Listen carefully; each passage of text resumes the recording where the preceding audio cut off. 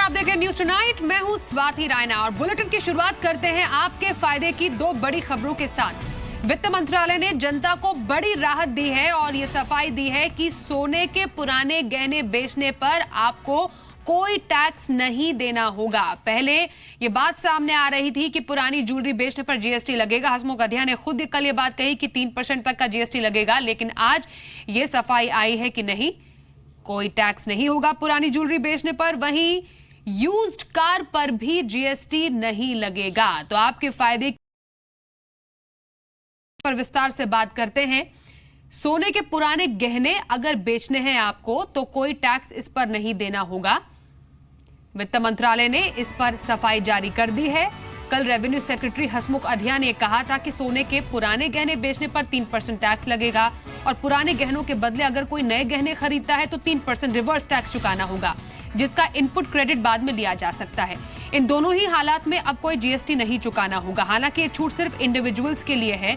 अगर कोई unregistered supply किसी ज्वेलर को सोना बेचता है तो रिवर्स चार्ज मैकेनिज्म के तहत जीएसटी जरूर लगेगा।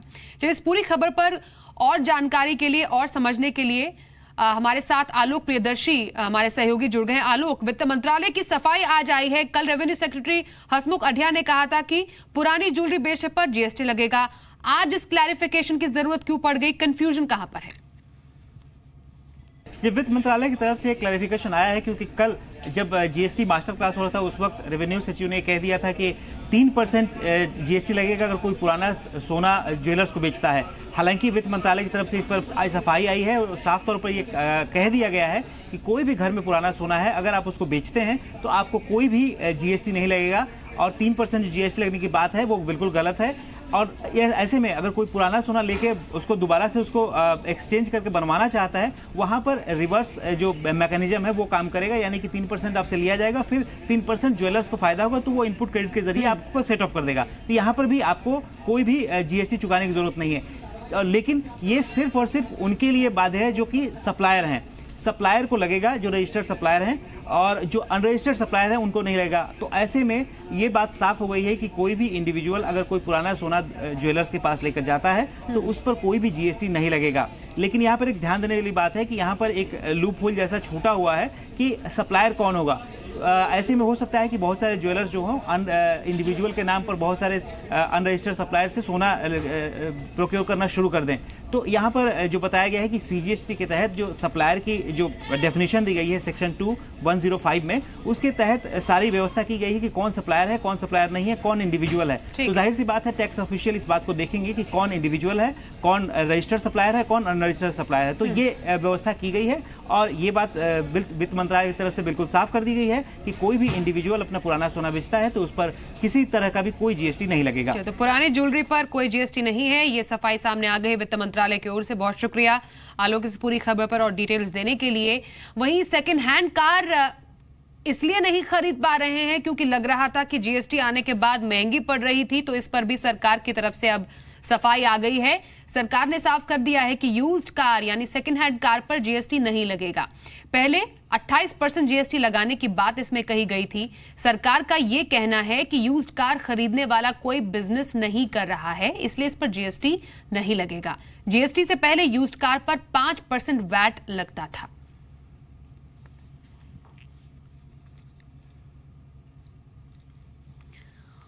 चलिए, आज की सबसे बड़ी खबर का अब रुख कर लेते हैं। सेंसेक्स पहली बार 32,000 के पार बंद हुआ। निफ्टी भी 9,900 के इर्द गिर्द ही रहा। आज का दिन बाजार के लिए तमाम रिकॉर्ड्स के लिए याद किया जाएगा। सेंसेक्स ने 31,000 से 32,000 की ऊंचाई सिर्फ 9 सेशन में हासिल की है, जबकि इन्हीं 9 सेशन में निफ्टी 9,600 से 9,900 के करीब पहुंचा, जबकि 9,800 से 9,900 सिर्फ 2 सेशन में पहुंचा। मिड कैप और स्मॉल कैप इंडेक्स ने भी नया रिकॉर्ड स्तर बनाया। वहीं आज सेंसेक्स 233 अंक और निफ्टी 76 अंक की बढ़त के साथ बंद हुए। बाजार की इस तेजी में सबसे ज्यादा योगदान एफएमसीजी, कैपिटल गुड्स और बैंकिंग शेयरों का रहा है। वहीं तेल गैस को छोड़कर बीएसई के सभी सेक्टोरल इंडेक्स हरे निशान में बंद हुए हैं।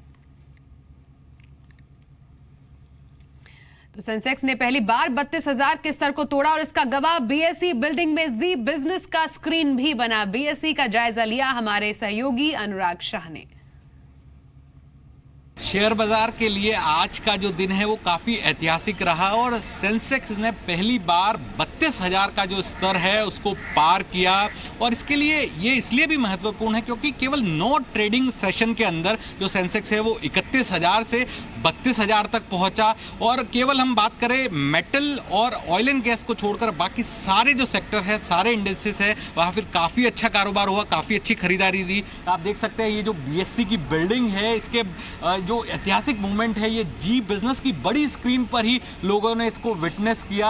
और इसके अलावा एक चीज़ ये भी कही जा रही है कि जो मार्केट के अंदर जो मोमेंटम बना हुआ है वो आने वाले दिनों में भी जारी रहेगा, क्योंकि जो मैक्रो सिचुएशन दिख रही है, मैक्रो इकोनॉमिक इंडिकेटर्स दिख रहे हैं, चाहे अगर हम बात करें GST को लेकर जो डिस्ट्रप्शन होने वाला था वो भी नहीं दिखा। और इसके अलावा जो CPI महंगाई दर है वो अपने निचले स्तर पर आ गई है। तो अब ये उम्मीद की जा रही है कि जो रिजर्व बैंक की अगली पॉलिसी होगी उसमें ब्याज दरों में कटौती जरूर होगी। और इसके अलावा जो जानकार ये भी कह रहे हैं कि जिस तरह से बाकी दूसरी जो असेट क्लास है, चाहे वो गोल्ड ले लीजिए या फिर रियल एस्टेट ले लीजिए या फिर जो बैंकों की FD है, वहाँ पर जितना कम रिटर्न आ रहा है और जिस तरह से इक्विटी के अंदर म्यूचुअल फंड के जरिए लोग निवेश कर रहे हैं और छोटे शहरों से भी जो रिटेल निवेशकों की भागीदारी है इक्विटी के अंदर म्यूचुअल फंड के जरिए वो काफ़ी बड़ी है। तो इन सब चीज़ों को देखते हुए जो आगे का जो मोमेंटम है बाजार का अच्छा बताया जा रहा है। कैमरा पर्सन अशोक के साथ अनुराग शाह, जी मीडिया, मुंबई। वहीं BSE के MD and CEO Ashish Chauhan के मुताबिक बाजार की मौजूदा तेजी में सरकार की पॉलिसी का भी बड़ा हाथ है। देखिए, मेरे साथ है BSE के MD and CEO Ashish Chauhan. Sir कैसे देखते हैं आप? बहुत बड़ा दिन है आज। नहीं, आज बहुत बड़ा दिन है और एक तरह से शुभ शुरुआत है, सुबह से ही हो गया। और ये मुझे लग रहा है कि एक शुरुआत देखी जानी चाहिए, नहीं कि एक माइलस्टोन। 32,000 10 साल पहले बहुत लंबा दिखता था, आज मुझे लग रहा है कि 32,000 तो आप पार कर चुके हो। आगे कितने स्तर पार करने वो देखना है। यस सर, जैसा कि आपने कहा कि ये एक शुरुआत है शुरू होने की, तो क्या क्या इंडिकेटर्स आपको लग रहे हैं कि इस शुरुआत को अब आगे एक पुश देंगे और आगे चल के ये जो रैली है अब बस आगे, क्योंकि हमने अप्रैल में देखा 30,000, मई में देखा 31,000, अब जुलाई है 32,000, तो आगे चल के ये रैली चलती रहेगी?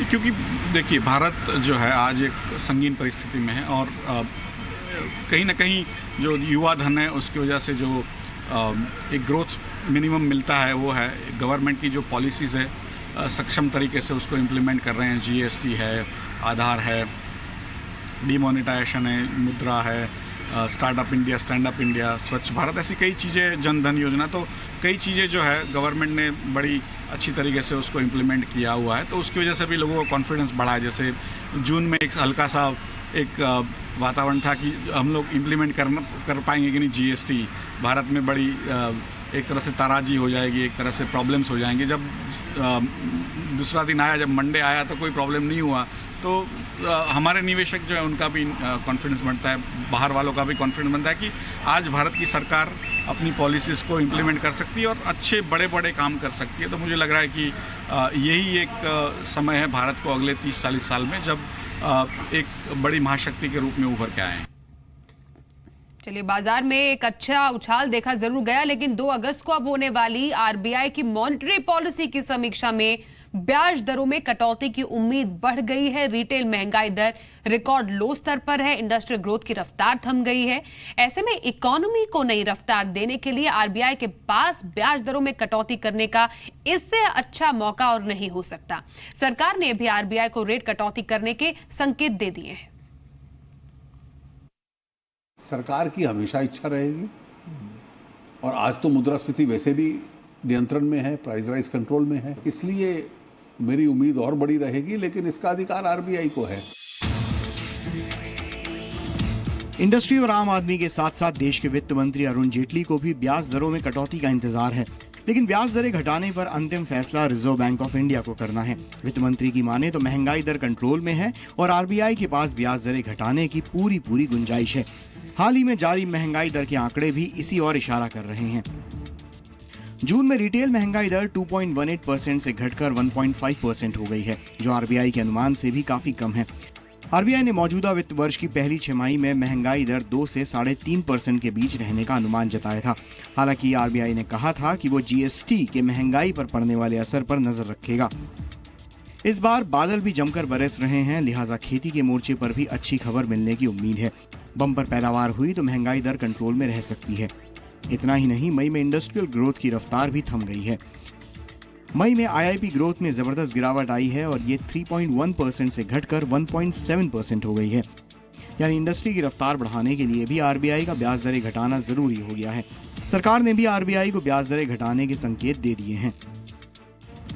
Clearly, this low number and what it implies about underlying price pressures, as well as the latest data on the IIP, is something that I am sure all policymakers will reflect upon very, very carefully. Rate cut की उम्मीद देखते हुए share बाजार भी नई ऊंचाइयों पर पहुंच गया है। बैंकर्स भी उम्मीद जता रहे हैं कि 2 अगस्त को होने वाली मॉनेटरी पॉलिसी की समीक्षा में आरबीआई ब्याज दरों में कम से कम 0.25% की कटौती कर सकता है। See, the inflation number this time is very low, as you've seen yesterday. So that clearly gives the expectation that rate cut possibility increases quite a lot. कि अभी तो फिलहाल 25 बेसिस पॉइंट होगा, लेकिन आगे चलते अगर इन्फ्लेशन डेटा फेवरेबल रहते हैं तो और रेट कट का गुंजाइश भी हो सकते हैं। लेकिन ये अभी फिलहाल तो ये थोड़ा सा मुश्किल लग रहा है कि 25 बेसिस पॉइंट से ज्यादा रेट कट होने का। जनवरी 2015 से लेकर अब तक आरबीआई रेपो रेट में 0.25% की कटौती कर चुका है, लेकिन बैंकों ने इसके मुकाबले ब्याज दरों में काफी कम कटौती की है। आरबीआई ने भी महंगाई का हवाला देकर पिछली कुछ समीक्षाओं में दरें नहीं घटाई हैं, लेकिन अब माहौल बदल गया है। अगर इकोनॉमी की रफ्तार बढ़ानी है तो आरबीआई के पास रेट कट करने के लिए पूरा मौका है। इंडस्ट्री और सरकार की उम्मीदों से उलट जब पिछली बार आरबीआई ने ब्याज दरों में कटौती को टाला था, तब आरबीआई ने यही दलील दी थी कि जीएसटी लागू होने से और साथ ही सरकारी कर्मचारियों के भत्तों के ऐलान की वजह से महंगाई एक बार फिर से सर उठा सकती है। लेकिन जून महीने में खुदरा महंगाई दर के आए आंकड़ों ने आरबीआई की इस आशंका को सिरे से खारिज कर दिया है। अब ऐसे में 2 अगस्त को होने वाली पॉलिसी रिव्यू को लेकर इंडस्ट्री की उम्मीदें फिर से बढ़ गई हैं। Alok Priyadarshi, Zee media, Delhi. Gujarat high court में आज भी एसआर स्टील मामले पर सुनवाई जारी रही। कल भी रहेगी। आज की सुनवाई में दोनों पक्षों में तीखी बहस हुई। आरबीआई ने कोर्ट में कहा कि एसआर स्टील के साथ किसी भी तरह का अन्याय या अपमानित करने के लिए कुछ भी नहीं किया गया है। आरबीआई ने यह कहा कि 22, 23 और 27 जून की बैठक के बाद एसबीआई को चिट्ठी लिखी गई, जिसमें साफ साफ इस बात का जिक्र था कि एसआर स्टील पर आईबीसी के तहत कार्रवाई होनी है। कंपनी का यह कहना कि उन्हें इस बारे में पता नहीं, सरासर गलत है। एसआर स्टील को इस मामले में राहत नहीं मिलनी चाहिए। इसके जवाब में एसआर स्टील ने कहा कि एसबीआई और स्टैंडर्ड चार्ट अकेले एनसीएलटी के तहत कार्रवाई कैसे कर सकते हैं, जबकि बाकी बैंक्स एनसीएलटी नहीं गए। एसआर स्टील ने आरबीआई पर यह भी आरोप लगाया कि आईबीसी में भेजे जाने का इतना बड़ा फैसला प्रेस रिलीज के जरिए कैसे किया जा सकता है। वहीं एसआर ऑयल और रूस की तेल कंपनी रोसनेफ्ट डील पर अंतिम दस्तखत 20 से 22 जुलाई के बीच हो सकते हैं। सूत्रों के हवाले से खबर है कि दोनों पक्षों के बीच डील को लेकर हस्ताक्षर मॉरिशस में हो सकते हैं। करीब $1300 करोड़ की ये डील अभी तक एलआईसी की मंजूरी को लेकर अटकी हुई थी और ये मंजूरी इसी महीने मिल चुकी है। सूत्रों के मुताबिक कंपनी पर एलआईसी का 3200 करोड़ रुपए का कर्ज है। कंपनी ने कुछ लोन चुका दिया है। करीब 1200 करोड़ रुपए अब भी बाकी हैं। इस डील से निवेशकों को क्या मिलेगा, ये आपको बताते हैं। अगर ये डील हो जाती है तब एसआर ऑयल के निवेशकों के लिए बायबैक ऑफर अगले महीने आ सकता है। रोजनेफ्ट वाले रेट पर ही निवेशकों से बायबैक ऑफर होगा, मतलब डीलिस्टिंग और डील प्राइस का अंतर निवेशकों को मिलेगा। एसईएस के मुताबिक डील के हिसाब से प्राइस 357 से 388 रुपए प्रति शेयर हो सकता है, जबकि एसआर ऑयल का डीलिस्टिंग प्राइस 262 रुपए प्रति शेयर तय हुआ था।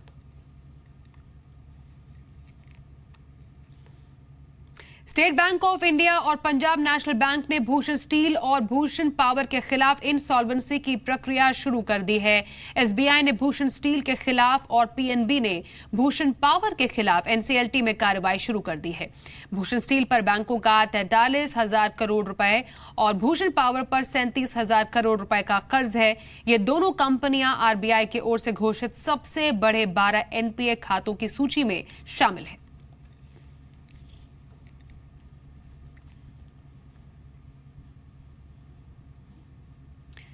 देश के सबसे बड़े बैंक एसबीआई ने गुरुवार को एनईएफटी और आरटीजीएस के जरिए पैसे ट्रांसफर करने की अपनी सेवाओं पर 75% तक चार्ज कम कर दिए हैं और ये बदलाव 15 जुलाई से लागू हो जाएंगे। ऐसा डिजिटल ट्रांजैक्शन को बढ़ावा देने के लिए किया गया है। नए चार्ज इंटरनेट और मोबाइल बैंकिंग के जरिए एनईएफटी और आरटीजीएस करने पर लागू होंगे। आपको बताएं, अभी तक 10,000 रुपए का एनईएफटी करने पर 2 रुपए चार्ज लगता था, उस पर अब 1 रुपए चार्ज लगेगा। 10,000 से 1 लाख के ऊपर चार्ज 4 रुपए के जगह अब 2 रुपए लगेगा। वहीं आरटीजीएस पर 2 लाख से 5 लाख रुपए के ट्रांसफर पर 20 रुपए की जगह अब 5 रुपए लगेंगे। इसके अलावा बैंक ने आईएमपीएस करने पर 1,000 रुपए पर लगने वाला चार्ज खत्म कर दिया है। टीसीएस के आज पहली तिमाही के नतीजे आए जो कि अनुमान से खराब रहे हैं। अप्रैल जून तिमाही में कंपनी का कंसोलिडेटेड मुनाफा 10% से ज्यादा गिरकर 5,950 करोड़ रुपए पर पहुंच चुका है। कंपनी की आय में मामूली गिरावट दर्ज की गई है। कंपनी का एबिट मार्जिन भी उम्मीद से कम ही है और इस तिमाही में एबिट मार्जिन 25.7% से गिरकर 23.4% हो गया है। बीएफएसआई सेगमेंट से भी आय में गिरावट ही देखने को मिली है। Technology is revolutionizing the sector and many new entrants are coming into the sector, and the challenges among the upper end of that sector is quite well known, and we are not immune to that. So we are seeing very strong demand coming from the bottom of the pyramid and some amount of stress at the top of the pyramid. So once again, commentary doesn't change. आगे बढ़ते हैं कुछ और खबरों की ओर। UP की राजधानी लखनऊ में टीसीएस अपना ऑफिस बंद करने जा रही है। इसके बाद वहां पर काम करने वाले कर्मचारियों में हड़कंप मच गया है। हालांकि कंपनी ने साफ कर दिया कि एक भी कर्मचारी की छटनी नहीं की जाएगी। देखिए, देश की सबसे बड़ी IT company Tata consultancy services अपने लखनऊ ऑफिस को बंद करने जा रही है। टीसीएस के लखनऊ ऑफिस में करीब 2000 कर्मचारी काम करते हैं, जिनमें आधी आबादी महिलाओं की है। कंपनी के अनुसार सभी कर्मचारियों को टीसीएस के नोएडा, इंदौर या देश के किसी और शहर में शिफ्ट होने के लिए तैयार रहने को कह दिया गया है। टीसीएस ने साफ कर दिया है कि लखनऊ ऑफिस बंद होने से किसी भी कर्मचारी की नौकरी नहीं जाएगी। We have a fairly significant presence in Uttar Pradesh and we are consolidating operations into Noida, which is a scaled operation, and we believe that that will give better growth prospects for our employees, and there is no other thing other than consolidating and leveraging the economies of scale, both from a training as well as growth opportunity perspective for our employees. So absolutely committed to grow the business in Uttar Pradesh and its consolidation into Noida. पिछले 10 साल से TCS का Lucknow office चल रहा है। यहाँ TCS की एक छोटी टीम ग्लोबल क्लाइंट्स के लिए काम करती है। टीसीएस के कर्मचारियों को जैसे ही लखनऊ ऑफिस बंद होने की खबर दी गई, उन्होंने मुख्यमंत्री योगी आदित्यनाथ और प्रधानमंत्री नरेंद्र मोदी से दखल देने की मांग की। दिक्कत तो वाकई में बहुत है, क्योंकि फैमिली प्रॉब्लम्स भी रहेंगी, सबकी बच्चों के एडमिशन्स कराने हैं और नई जगह रिलोकेट होने के लिए आपको पूरा सेटअप फिर से तैयार करना पड़ेगा। ये हम लोग को पता चला है कि यहाँ से रिलोकेट हो जाएंगे और कुछ नहीं पता चला। कहाँ पे जाएंगे अभी? ये ऐसा कोई आइडिया नहीं है। रिलोकेशन की वजह क्या है, ये कोई अभी कंपनी ने डिस्क्लोज नहीं किया है कि क्या वजह है। आईटी कंपनियों पर कॉस्ट कम करने और मुनाफा बरकरार रखने का दबाव है। TCS, Infosys, Wipro, HCL technology, tech Mahindra जैसी कंपनियों के सामने विकसित देशों की संरक्षणवादी नीति, बढ़ते ऑटोमेशन और टेक्नोलॉजी शिफ्ट करने जैसी चुनौतियां हैं। ऐसे में ज्यादातर कंपनियां अपने ऑपरेशन की रीस्ट्रक्चरिंग पर काम कर रही हैं। लखनऊ से विवेक तिवारी के साथ सिल्की सिंह, जी मीडिया, मुंबई। प्रधानमंत्री नरेंद्र मोदी कल एफडीआई पॉलिसी की समीक्षा करेंगे और इस समीक्षा बैठक में एफडीआई की राह में आने वाले रोड़े को दूर करने की कोशिश होगी। बैठक में कॉमर्स एंड इंडस्ट्री मिनिस्ट्री की ओर से एफडीआई को लेकर प्रेजेंटेशन दिया जाएगा। इस बैठक में वित्त मंत्री Arun Jaitley, commerce and industry minister Nirmala Sitharaman, DIPP के सचिव रमेश अभिषेक भी शामिल होंगे। प्रधानमंत्री की अध्यक्षता में होने वाली इस बैठक की अहमियत इसलिए भी है क्योंकि सरकार कई सेक्टर्स में एफडीआई नॉर्म्स को नरम करने पर विचार कर रही है, जिसमें कंस्ट्रक्शन और रिटेल सेक्टर शामिल हैं। फिलहाल कंस्ट्रक्शन सेक्टर में 100% एफडीआई को मंजूरी है, लेकिन कई शर्तों के साथ। स्वदेशी जागरण मंच ने आरोप लगाया है कि चीनी कंपनियां भारत में असेंबलिंग यूनिट लगा रही हैं और टेक्नोलॉजी ट्रांसफर नहीं कर रही। स्वदेशी जागरण मंच का यह कहना है कि चीनी company SAIC motor corporation limited ने गुजरात के हलोल में अपने joint venture partner general Motors का मैन्युफैक्चरिंग प्लांट ले लिया है, जबकि China railway rolling stock corporation को नागपुर में मेट्रो रोलिंग स्टॉक बनाने की मंजूरी दी गई है।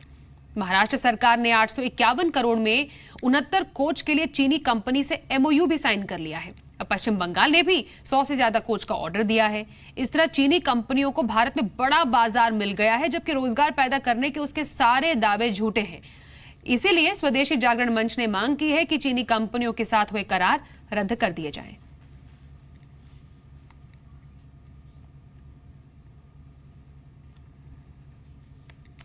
GST लागू होने को काफी समय हो गया है, लेकिन अब भी लोगों के मन में कई शंकाएं, कई समस्याएं हैं। तो ऐसे में साइबर सिटी गुरुग्राम के लोगों को GST की बारीकियों को समझाने के लिए पाठशाला का आयोजन किया गया। पाठशाला का आयोजन दैनिक जागरण ने किया और आपको बताएं कि जी बिजनेस इसका मीडिया पार्टनर है। पाठशाला में लोगों को GST की बारीकियां समझाने के लिए टैक्स अधिकारियों के साथ GST के एक्सपर्ट्स भी शामिल हुए। आज की पाठशाला में सभी फील्ड से जुड़े बिजनेसमैन को GST के बारे में जानकारी दी गई। हरियाणा एक्साइज टैक्स के जॉइंट कमिश्नर दिलबाग सिंह ने यह कहा कि GST को लेकर अभी कंफ्यूजन है, जो धीरे धीरे खत्म हो जाएंगे। इस पाठशाला में शामिल हुए लोगों का एक कहना था कि यह काफी अच्छी पहल है और इससे लोगों की मुश्किलें काफी हद तक दूर होंगी। GST पे जो मेजर प्रॉब्लम कोई नहीं है लोगों को इस टाइम पे। मेजर प्रॉब्लम अगर थोड़ी सी है तो संशय है कि कौन से प्रोविज़न किस सर्विसेज पे या किस गुड्स पे लगेंगे। अदरवाइज जो आज क्लैरिफिकेशंस हुई है लोगों को, इस तरह की पाठशालाएं अगर चलती रहेंगी तो बहुत थोड़े समय में ये कन्फ्यूज़न मुझे लगता है 6 महीने का, उससे ज़्यादा से कन्फ्यूजन्स नहीं है। कन्फ्यूजन के क्वेश्चन ज़्यादा हैं और आपकी पाठशाला बहुत कामयाब है, बहुत लोग आपको सपोर्ट करने जा रहे हैं और आप इस पाठशाला को शुरू करोगे तो आगे चलाओगे ये मुहिम, इस एक्चुअल में इस प्रोजेक्ट को बहुत आगे ले जाएगी। ये छोटी छोटी प्रॉब्लम है, लोगों की छोटी छोटी प्रॉब्लम है, किसी को जवाब देना है, किसी को कुछ देना है, अगर उसको सेटलमेंट करते जाएंगे तो हम उसका काम करेंगे। जब से पहले रिटर्नें जाएंगी ना, उससे पहले सारी चीज़ें क्लियर हो जाएंगी। नवीन जिंदल को आपराधिक मानहानि के मामले में पटियाला हाउस कोर्ट ने बतौर आरोपी समन जारी किया है। अदालत ने उन्हें 18 दिसंबर को पेश होने का आदेश दिया है। इस मामले में जी न्यूज की तरफ से आपराधिक मानहानि का मामला पटियाला हाउस कोर्ट में दाखिल किया गया था। शिकायत में कहा गया था कि 25 अक्टूबर 2012 को नवीन जिंदल ने प्रेस कॉन्फ्रेंस आयोजित करके शिकायतकर्ताओं के खिलाफ बेबुनियाद और झूठे आरोप लगाते हुए उनकी बदनामी की। शुरुआती सुनवाई में अदालत ने शिकायत को नवीन जिंदल के खिलाफ आपराधिक मानहानि के ट्रायल चलाने योग्य माना। अदालत ने नवीन जिंदल के खिलाफ JSPL के अधिकारी रहे आनंद गोयल, विक्रांत गुजराल और रवि उप्पल को भी आरोपी बनाते हुए 18 दिसंबर को पेश होने के आदेश दिए हैं। जो मिस्टर नवीन जिंदल ने एक प्रेस कॉन्फ्रेंस की थी, उसमें जी मीडिया और मिस्टर सुधीर चौधरी और मिस्टर समीर आलूवालिया के बारे में डेफेमेटरी लैंग्वेज यूज़ की गई थी। इसलिए इन तीनों ने अपनी सेपरेट कंप्लेंट डाली थी पटियाला हाउस में। तो उसके अंदर जो Lord and metropolitan magistrate Patiala house हैं मिस्टर अशोक कुमार, उन्होंने इन तीनों कंप्लेंटों के अंदर मिस्टर नवीन जिंदल को अलग अलग सम्मन कर लिया है। तो इसमें जो डेफेमेशन का ऑफेंस होता है, इसमें पनिशमेंट होती है और ये क्रिमिनल ट्रायल चलता है और एक्यूज को पर्सनली पेश होना होता है। और इसमें तीनों में इकट्ठा सम्मन नहीं किया गया है, तीनों में केसों में अलग अलग सम्मन किया गया है। तो मिस्टर जिंदल को अब 3 ट्रायल डेफेमेशन के पटियाला हाउस कोर्ट में फेस करने पड़ेंगे।